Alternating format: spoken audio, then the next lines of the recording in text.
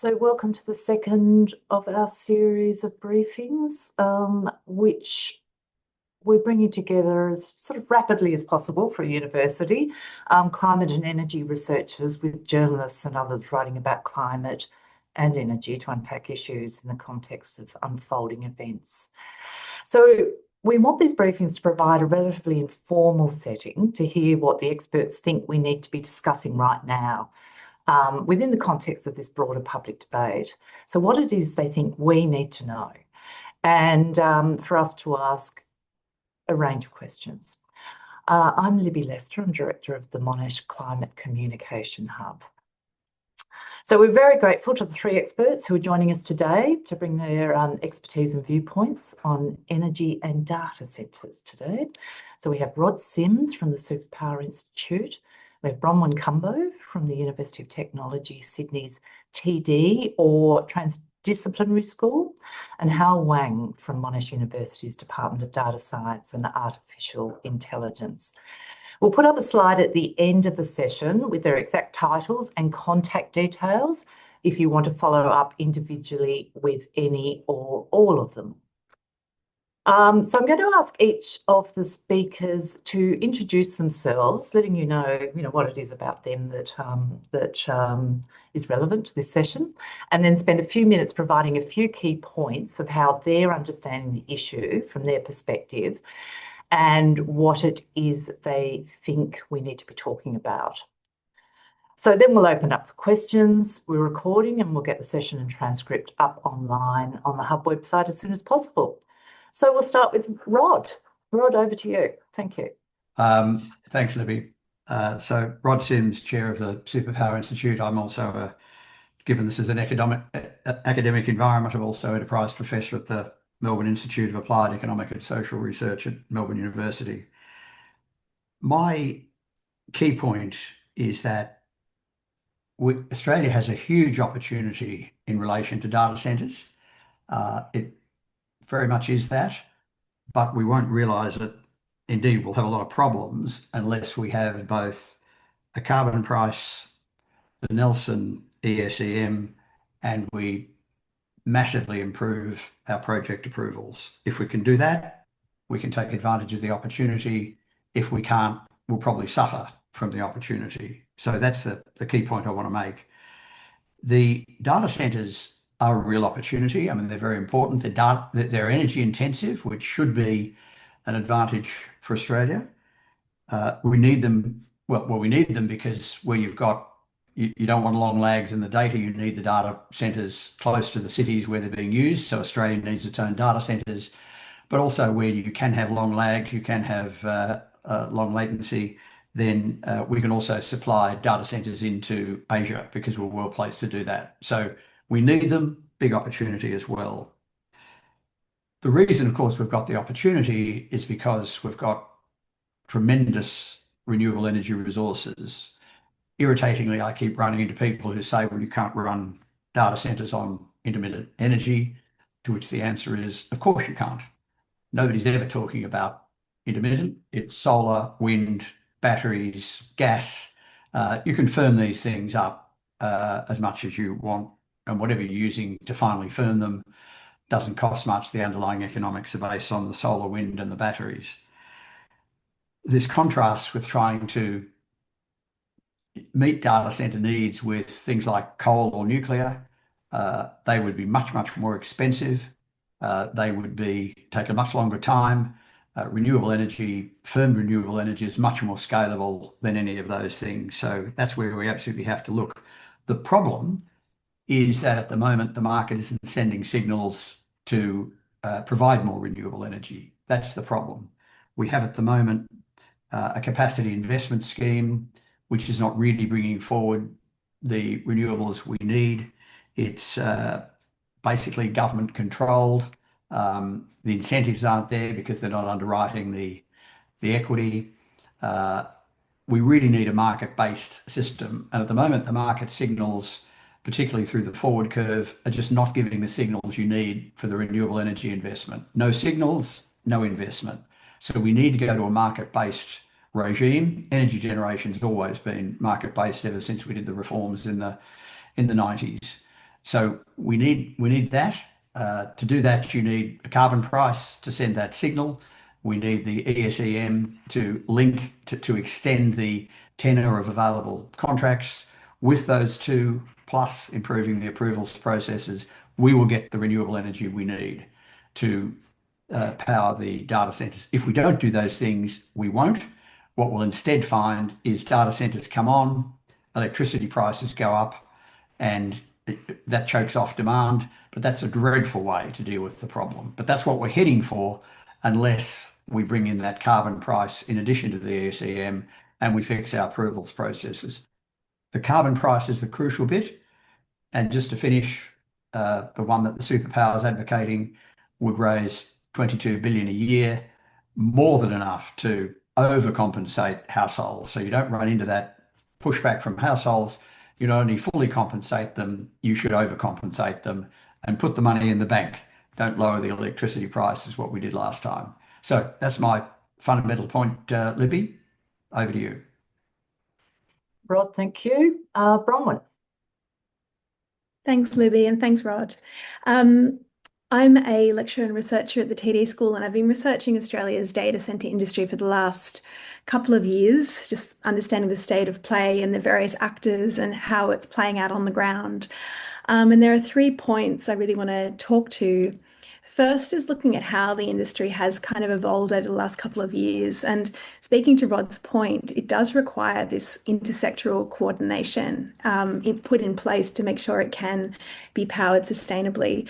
What we have seen, though, is that government and utility providers have been really caught on the hop with this. So essentially, data centre developers have purchased industrial lands in urban areas because it's available, because they have infrastructure in place. They're also close to the submarine cables that connect these data centres to the global fibre optic network.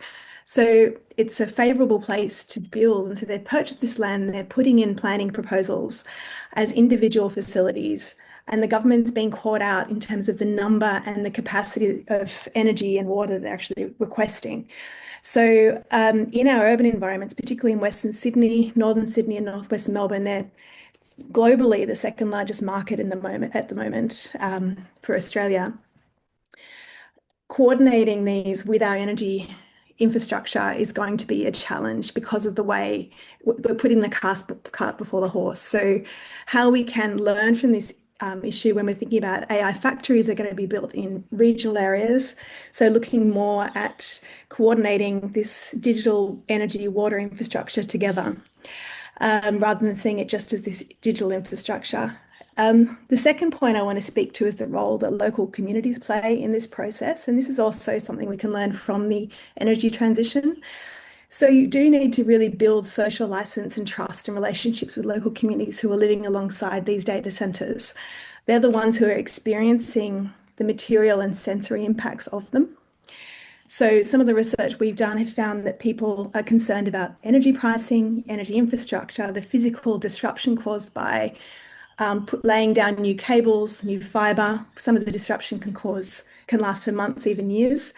There's noise and light pollution that impacts local residents and also local bushland where some of the data centres are being built.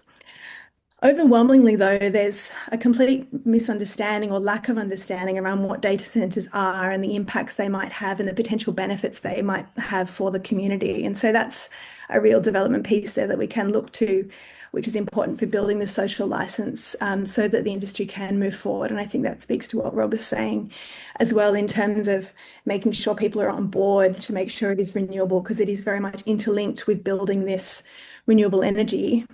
The third part that I want to speak to is how we will actually power these data centres in the short and the long term.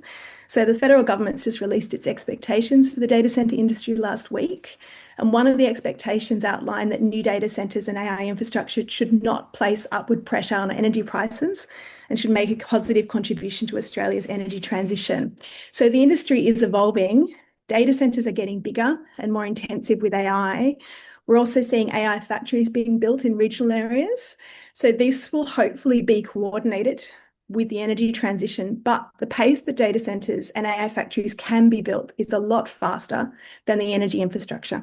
And I mean transmission lines, like substations, renewable energy sources, all these different things that need to happen and make it coordinated. So how is the industry going to be powered in the meantime? We're likely to rely on fossil fuels, coal and gas to fuel these facilities in the shorter, mid or longer term. So it raises questions around the impact on things like net zero and the transition and the need for greater transparency in this space. I'll leave it there, Libby. Bronwyn, thank you. And over to Hal. Thank you, Libby. So, I'm Hal, a researcher in the data science in the AI department at Monash, and my research area focus on sustainable energy system, electricity market, energy system operation and planning. So, definitely data center integration into the system that's gonna catch a lot of attention, and I'm gonna share some of the let's say three different kind of dimensions or perspectives to look at this data center integration. So first, I'd like to say there's actually a recent study still ongoing, not completed yet, not funded by anyone. It's just a purely out of curiosity for us, like a student, to explore, let's say, understand the operationalize for data center. What's actually the impact, right, on, let's say, the electricity prices, emissions, right? So that's something ongoing. So I don't have the final result to say, but I can share a little bit kind of preliminary results here. So, well, let's say from all the data centers, like we can, found from the public sources already under construction or planned, for example, in New South Wales and in Victoria, there's like a roughly like a 1.5 gigawatt power of data center in New South Wales and roughly 1 gigawatt under construction or planned in Victoria. There's like a public information. And assume, right, if we run those data centers right away, assume that like, they can be built and put in operation uh, just let's say today, right? And based on our generation and also our current market mechanism, and we're going to observe definitely an increase in the electricity prices. That's no, I think there's no question at all, and also an increase in emission. And among all the different states, in particular from say from Queensland to New South Wales, we can see a huge, let's say, the more profound actually kind of impact actually in Victoria, just because of the size of the data center planned versus the base like energy consumption in Victoria, and definitely even this kind of impact can be propagate to South Australia. Even there's no data center built there because the whole system is interconnected. So that's kind of the short-term impact if we, see those data centers running without having sufficient renewable and battery and firming technology invested. That's the impact, and that's going to translate to, let's say, electricity bill for everyone, right? Though the government say like the expectation is not to increase energy prices for households, and who going to actually pay for all of those, right? So those are like the short impact, and the same thing for emission because it's apparently higher demand and we have more gas generators running to meet the demand. So definitely this is opportunity on the other hand for the energy transition to look at how we're going to plan, the whole system. Well, I guess the aim of ISP definitely consider some of the data center load, but actually the data center load is coming probably faster than we expect. So that's something we need to really work on. Second point, let's say, move away from just the impact on the price and emission, but to, let's say, the daily operation. Because the daily operation for the energy system, right, is actually we need to run the system in real time to have the supply demand match, right, in real time. We have definitely the market and other mechanism in place to make sure that we don't have outage. That's about the security of the whole system. That's also the expectation of the government. But largely to a large extent, we don't know yet, like how those kind of data center operate or their let's say energy consumption in real time. Those are like information we don't have, or don't understand at least to the reasonable level at this point. So I think there's a definite need for us to, well, let's say research and a lot of operators to work with those data centers to really see and also maybe learn from the US, other places when they already have experience of running big data centers to assess the impact on our data quality, on the security of the electricity or power system, for example. This is another, I think, critical thing we should look at. Right. And the third one uh, is actually to kind of rethink of the role of data centers, not just as, let's say, a big load. Well, say for sure they consume a lot, but the other advantage they have, right, is their flexibility in their operation. That's something so different from other industrial or commercial load, because well, in particular, for example, the training, let's say, AI model, for example, that runs maybe for like 2 or 3 days or even longer. And there's a flexibility actually there for allocating, machines to run, and that corresponds to how much electricity consumption, right, you can see or observe from the grid. So those things can be harnessed in the way to turn, let's say, data centers not as a purely, like a consumer, but a more responsible consumer or even an active participant, right? We have the data, like demand response, like market, for example, but there's something actually should be in place, right, to really harness the flexibility of the data center operation. They currently don't have incentive, I guess, definitely to participate because they are not get paid. There's no mechanism, clear, transparent, mechanism for them. But physically, they are flexible load. So that's something we should look at, to rethink of the role. So all of those will be essentially probably be beneficial to the energy transition because we need those flexible load. We need like a firming technology.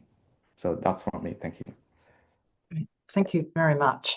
Lots of questions in my mind, but I'll open up to everyone for questions. If you could just use your hand function, if you can find it there, and perhaps introduce yourselves. There we are. Josh. Hi, Josh Taylor from The Guardian. I'm curious if there's been sort of any examination of, obviously there's a lot of data centers that are currently being planned for.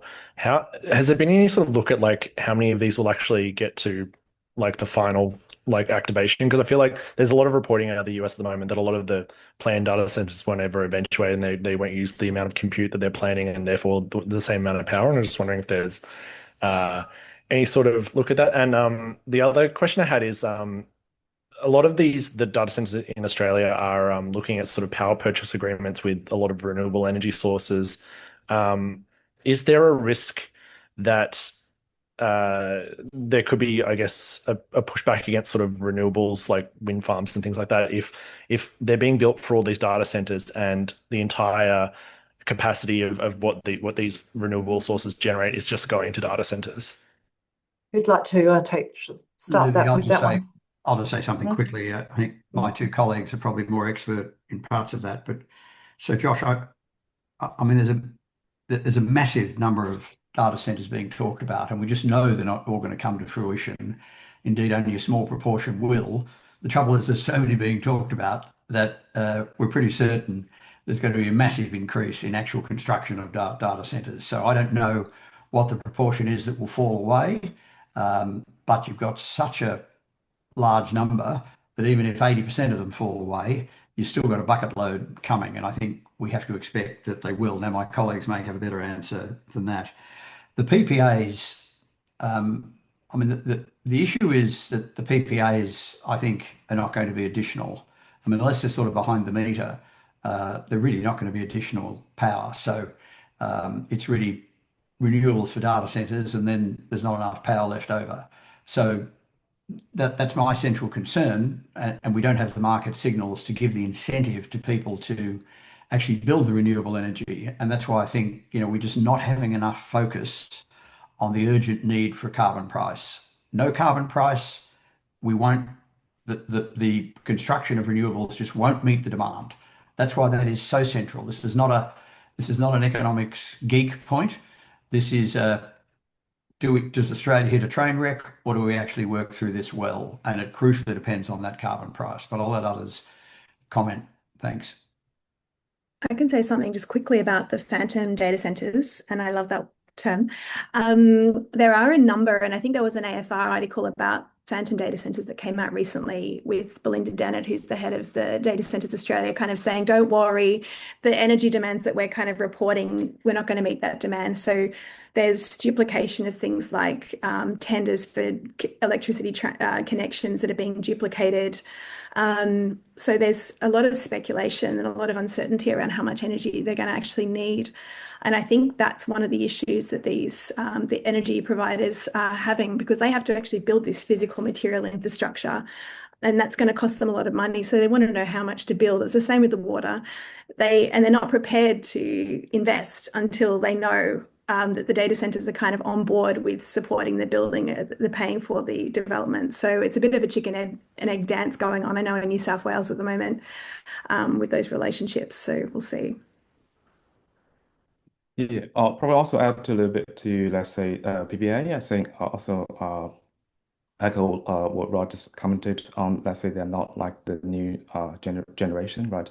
The other sort of concern I think related to the PPA is like we don't have, for the market currently, we don't have the sort of the location information, right? Say where the data center where they are, and where are those, like, the PPA or those like solar and wind farms. Let's say if they are like in Queensland, put this way, and we already see a lot of those, let's say, transmission line congestions, which means like, a lot of those kind of for renewables are not really, generated or fit into the power system, right? And they are curtailed, for example, just because of the limited, transmission line. So there's like apparent like a mismatch in that case. But let alone they are not new additional generations, right? That's what we really need to increase the supply. Thank you. I'm just going to jump in with Sam Jones's questions from the Business News in Perth, because Sam's homesick and is typing as a result. So basically, the question of social license: what can be done to encourage these centre providers and operators to engage with the communities they operate in? And did last week's guidelines go far enough, or does there need to be more legislative pressure?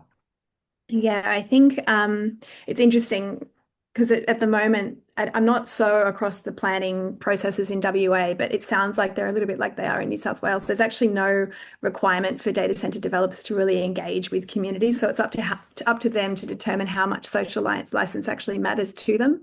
And that depends a lot on the data centre developer themselves, and how much they want to be a good neighbour and what their investment in that community kind of looks like. So in terms of social license and the expectations released last week, they are just very much guidelines at the moment. And I've already seen them being interpreted so many different ways, depending on how you want to look at it and who's looking at it. I think it will really come down to the state governments and how they want to kind of implement policy in response to these expectations. So there is an explicit expectation around community benefit, but what does that mean?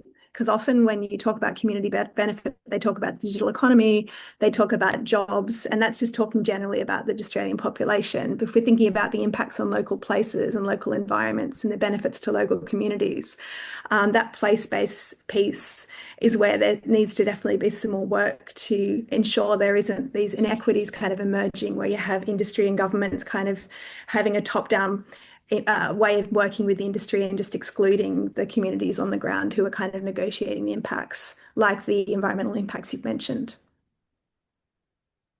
Rod, got any comments about last week's expectations? No?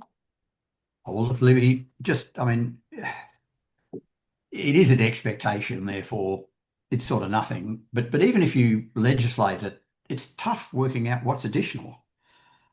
It really is a tough issue. And again, the point I'm going to keep hammering through the entire hour of the meeting is we're trying to deal with all of this through government mechanisms. Government decides this, government decides that, and it's just not going to work unless you actually give the market a real incentive to build the renewable energy, which they don't have at the moment, and they're not building it fast enough. The CIS is not working, and I don't think it ever can. It's just not a very efficient mechanism.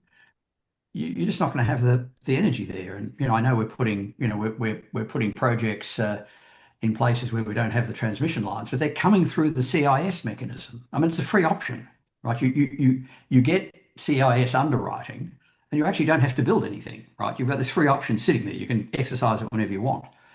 So we've got to get to a more market-based, and the only way to do that is to put a price on carbon. I'm going to sound like a crack record for the entire hour, but it's that or fail. I mean, the point, as I say, as I said before, we either completely fail or we put in a carbon price. We've only got two options. How did you want to add anything or? Yeah, well, I guess so. Like, in particular, for example, some of the keywords related, I think government expectation, right, data center to be like sustainable, right, and also secure.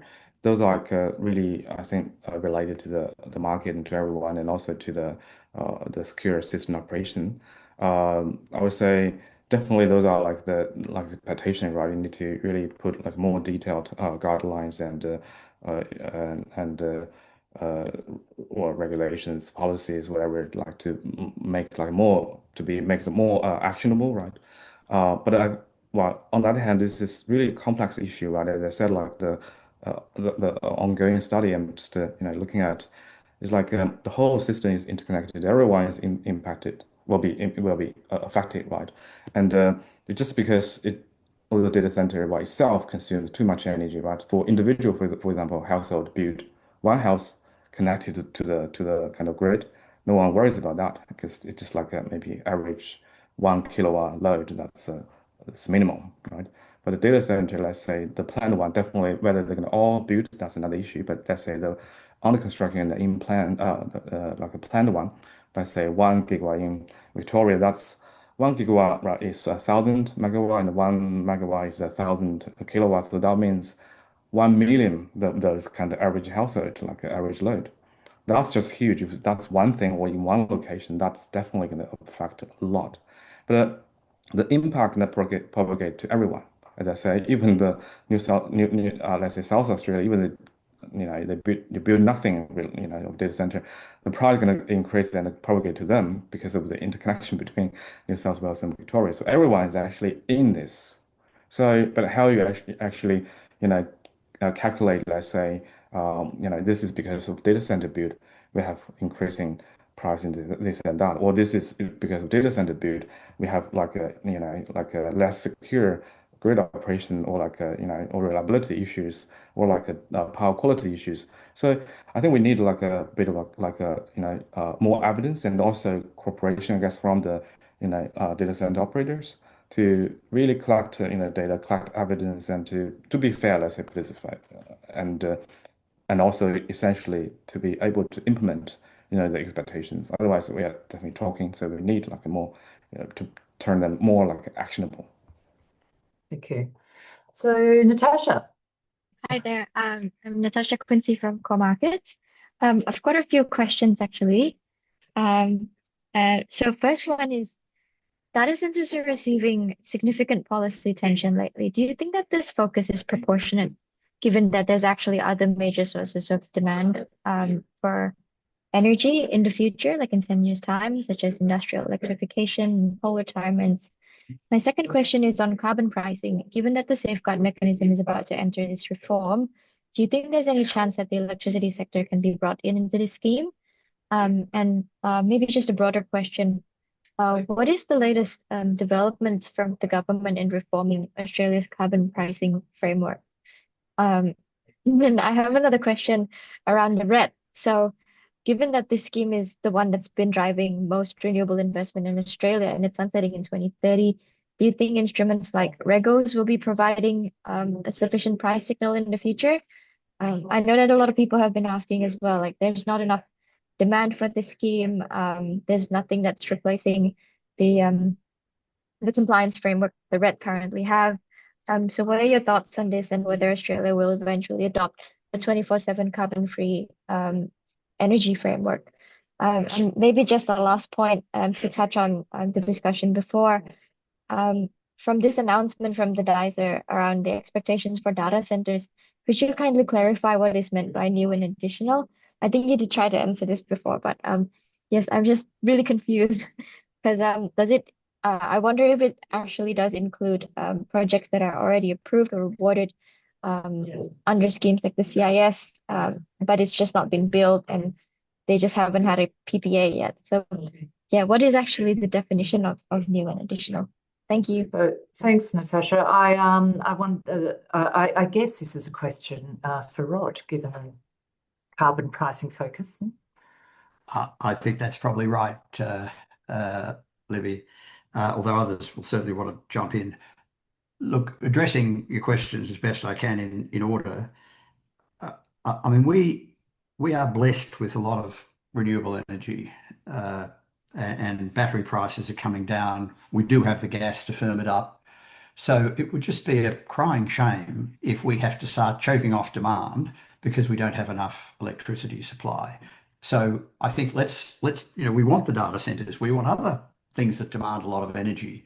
Superpower Institute spends a lot of its time on green iron and green fertilizer and things like that. Now they're not, as close to Melbourne and Sydney, but nonetheless they need renewable energy. So let's just have a mindset where we produce the renewable energy and let it help grow the economy rather than try and restrict demand. That would just be, I think, an appalling outcome. Secondly, with the safeguard mechanism, the problem with the safeguard mechanism, as I understand it, and someone may come up with something I haven't thought of, which is entirely likely, but if you bring the safeguard mechanism you bring electricity into the safeguard mechanism, then you are all else equal going to increase electricity prices. And you don't have a mechanism to compensate households for that. So the safeguard mechanism is a very poor replica of a carbon price. It's got a number of problems. One is you have arbitrary baselines which are negotiated. Many of those baselines in other industries were pretty generous because the companies know more than you do. But the bigger point with bringing it into electricity is it must have an effect, increase electricity prices, just like a carbon price increases electricity price. But the carbon price produces money that can way overcompensate households, and the safeguard mechanism doesn't. So I just don't see how the safeguard mechanism can be extended to electricity in a way that will increase electricity prices without any compensation. I just don't see it. Developments on a carbon price, not many. We're just pushing really, really hard to get that recognition. And that's why I keep making the point. This isn't some economics fantasy. If Australia doesn't adopt a carbon, I mean, we're trying to transition away from fossil fuels. That's what we're trying to do. Now, you may not want to do that. That's fine. But if you do want to do that, it's all because of the pollution associated with fossil fuels. You just got to deal with that by pricing that pollution. If you're not doing that, you are seriously hamstringing your efforts to do anything. And you get one government fix after another. They don't work. They're expensive. The budget's not going to fund any more government fixes, I don't think, because it's run out of money. So if you can't do it by budget funding, which I don't think you can, then these fixes just don't work. The RET absolutely did work. It's slightly inferior to a carbon price, but only slightly. It actually did work. And a lot of the renewable energy we've got came from the RET. Came from the RET because you've got a carbon price. The RET created a carbon price. It created an advantage. We took the RET away, and therefore the incentive for renewable energy disappeared. And the CIS doesn't take its place. It doesn't provide an incentive for renewable energy. That's the point that I think is lost. We replaced the RET with the CIS. One gave an incentive for renewables, the other does not. So problem. And regos, look, I don't think they're going to go anywhere. I mean, you either have a price or you don't have a price. Nobody's going to do it through voluntary means or anything else like that. This has got to be a price on carbon through the RET or through a carbon price. I'll leave my ranting there, Libby. Right, thank you. Natasha, if you're okay with that, we might move with Bronwyn and Hal onto a friend's question in the chat. So from a local government perspective, how should councils plan for the grid impacts of hyperscale data centres locating within or near growth corridors like Brimbank, and with a friend from Brimbank City Council? I've spoken to some councils about this, and it's a bit of a quandary because essentially what they need to do is just maintain regular communication with the energy distributors and providers in that area to see what's coming up and the potential implications for distribution, and also what's happening in terms of the transition. So we've had situations here in Sydney where there wasn't that kind of coordination, and so housing plans have been scrapped because the number of data centres being built meant that they couldn't actually supply the energy for housing. So there's examples, some news about that in northern Sydney in the Macquarie Park Innovation District area. So, local councils are trying to build these kind of precincts that are livable. And so they've had long-term planning around this. And so the increased energy and water requirements for data centres coming in has kind of caught everyone by surprise. So I think keeping communication channels open with energy and water providers is one important way to do that. You got anything to add there, Hal? Yeah, probably can add a little bit kind of from the let's say the physical sort of perspective, not let's say the community engagement. So for any of those, let's say large load, right, and let's say and particularly the large load has a lot of those called like inverters, and located in a place. For the system point of view, let's say the frequency and the system operation, that's going to affect everyone, as I said. There might be some local sort of impact because of those large inverter load. That's your local, for example, voltage. That's one of the also key elements that we need to keep the grid safe. And anything located close enough to, let's say, the center around this distribution network, you may share some of those kind of voltages, and that might be sort of impact, let's say, from the physical perspective. But again, when I look at the similar studies in the US or Canada when they have data center built, and they are facing very similar issues like they are not having sufficient measurement or to be able to keep track of what's really the local impact. I guess that might be something maybe part of the the data center operation in the future, like to provide like a sort of assurance to people and to provide that kind of that transparency of how this and actually affect the local voltage and other kind of power grid related kind of sort of issues. Thank you. Over to Charis. Thanks, Libby. Hi, yeah, Karis from the Energy, and thanks for putting today together. A lot of the margin for error in the forecasts on data centers is really around whether the hyperscalers come here or not, and there's a likelihood they may not come here. But they're energy agnostic; they don't care if it's gas or nuclear or clean energy.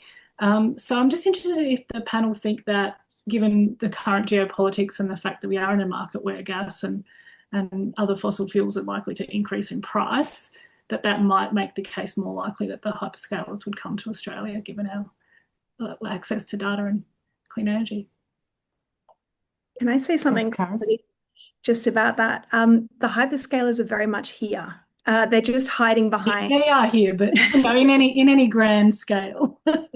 No, they are. They're hiding behind. So all the data center developers like NetsDC or AirTrunk, they're just hosts to hyperscalers. So they rent out this physical facility that's just a shell that they then rent out to the hyperscalers who are using it, then rent out their data facilities to various data providers, including their own, and also have their own uses. So that's one element there where they're kind of not so public in terms of their input. They do have influence in other ways. Like, for instance, Microsoft is funding the data center academies that are going through the TAFE courses in New South Wales and Victoria, and that's to directly address the skills shortage that's happening that exists across Australia. We just don't have the skills required to look after these data centers long term. So they're trying to bring in the next generation of people working. So that's one way that they're kind of funding and kind of influencing how the industry is shaping here. Sorry, I've forgotten the second part of your question, but yeah. Thank you. So Charis, just to jump in, So I think you were saying, and sorry, I may have missed a beat as well, but I think you're saying, given the high prices of fossil fuel, won't that make it more likely they'll come here for renewables? Is that what you were saying? Yes, yeah, given like there are already in the US quite a few plugging into gas because it's a better option for them. It's not that renewables are more expensive in the US, that, they're cheaper there too, but it's about supply and demand, right? And we probably, Yeah. and to your point about if we don't have the renewables, sure, we still have the same problem, but whether they'd be more likely to consider Australia a more attractive market I think than so. before. Yeah, look, I mean, in the US, you can have a baseload plant using gas because it's what, $3 or $4 a kilogram, a gigajoule. In Australia, it's $12 a gigajoule. Now, the government's going to try and do what it can to get that price down, but I don't think it'll get it down anywhere near the US price. So gas in Australia is much too expensive for baseload, not a problem for peaking. Coal, I mean, I love the way people talk about coal in a lovely nostalgic sense. I mean, 20 years ago, coal was the cheapest way to build a new generation. That was 20 years ago. Since then, the price of renewables has absolutely nosedived, 90, 95% reduction. And of course, the price of coal has gone up, as it has in everything with cost of construction going up, and it takes a long time to build them. And of course, nuclear is way out of the money. So I, I, I guess the point I keep coming back to is the only way you'll get the extra energy in Australia is through renewables. I just don't see, despite what some in the coalition will say, that anybody's going to build coal or nuclear or baseload gas. Baseload gas just doesn't work here. Coal takes too long, it's too expensive. And then, of course, whoever builds it's got the climate risk. And no matter what certain politicians say, investors will factor in that climate risk. And of course, nuclear, as I say, a long way off, way out of the money. So I think that they'll come here if we can produce, if we can make renewable energy. If we can't make enough renewable energy, they just won't come here. I hope that's clarifying, Joe. Yeah, I was just trying to get at the whether our renewables will be cheaper than their gas.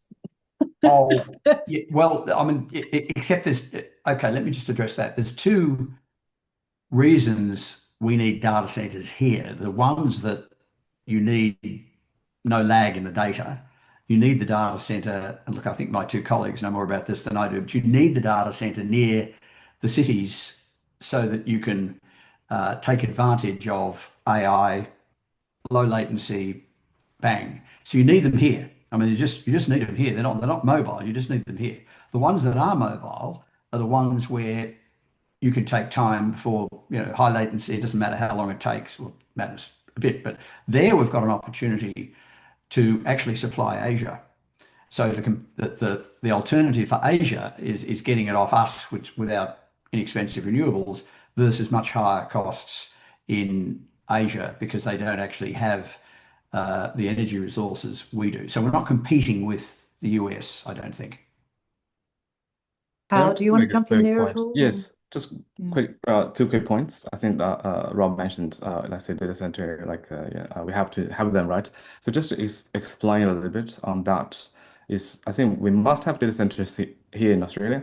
It sounds like a advocate for data centers, but not the case. It's because we really need physical infrastructures within Australia to secure, let's say Australia's AI sovereignty.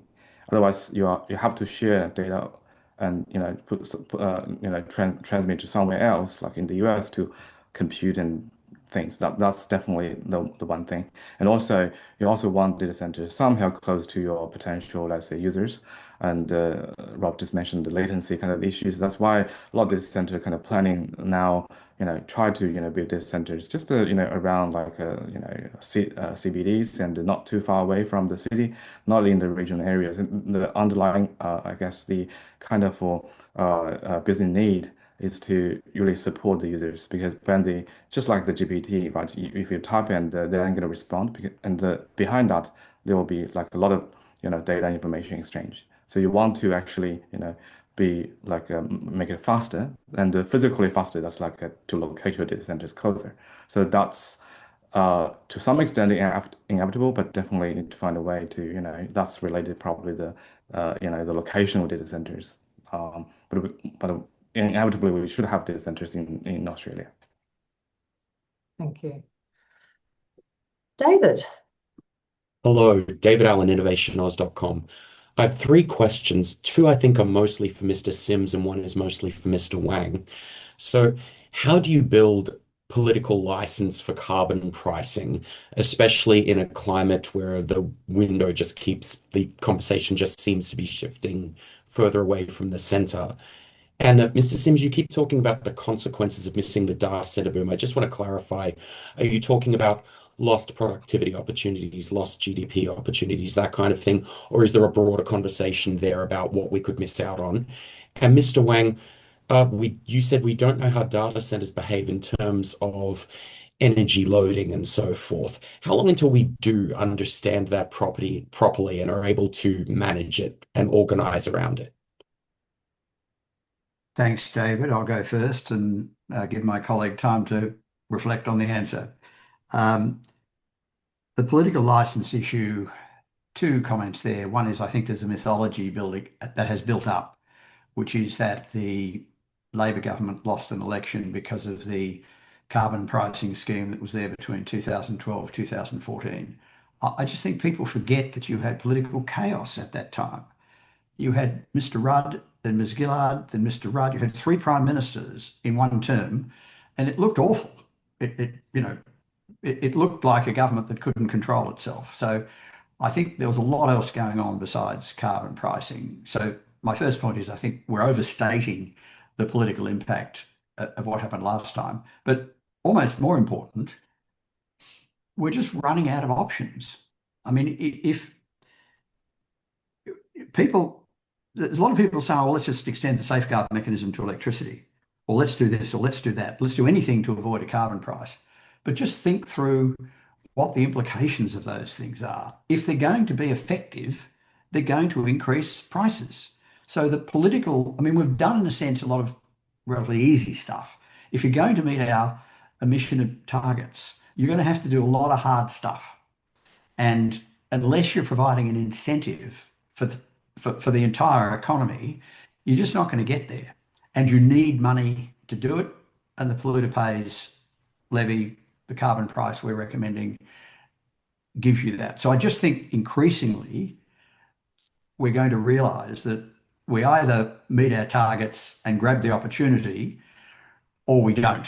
And that's the choice facing a carbon price. It's not carbon pricing versus safeguard. No. There's only one way to go, and you either grab it or you don't. And look, the cost is lost GDP for me. I mean, if an economy runs out of energy, if it becomes electricity constrained, which is where we're heading, then that means a lot of things don't happen, and that really damages the GDP. So yeah, probably can jump in here to talk about I think data center load profiles. I think put this way, they will stop me like if I didn't answer your question, right? So I think first is like when we start to build something, and AMO and all operators, they got like their kind of standard procedure, right? To let's say approve your network connection, and based on let's say some of the assumption of your load profile, then they'd be able to actually assess the impact, that kind of thing.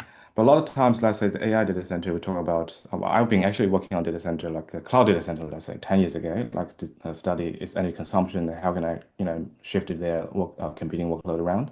But AI data center nowadays, like has its own, let's say, characteristics, right? And kind of unique, let's say, challenges.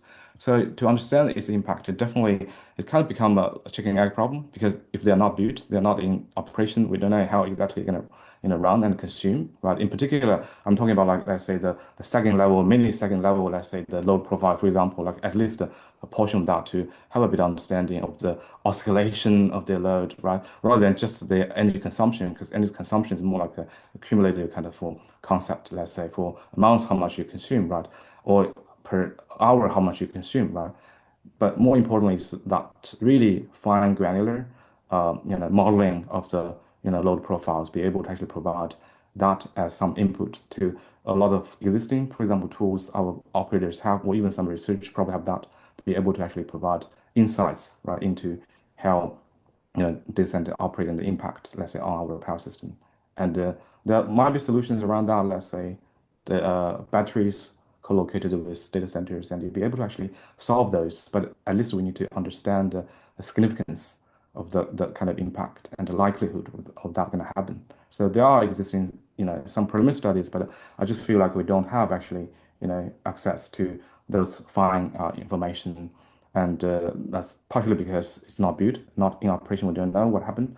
And the other side is like the data centers, and they are reluctant actually to share their operational sort of information, in particular related to the load profile, because that may reveal something for other people to infer what happens actually inside the data center. Because a lot of AI or data analytics tools be able to actually to infer a lot of information, or even some private kind of business information. So that's why they don't want to share. So, but there's a need actually to let them work together with the grid for the public interest. Bronwyn, would you like to add anything in there? No. Right. Well, any other questions? Last questions from anyone? Nope. Well, thank you very much for those questions, and especially to the speakers today. Much appreciated. We'll have another one of these sessions after Easter, topic dependent on what's happening in the world at the time.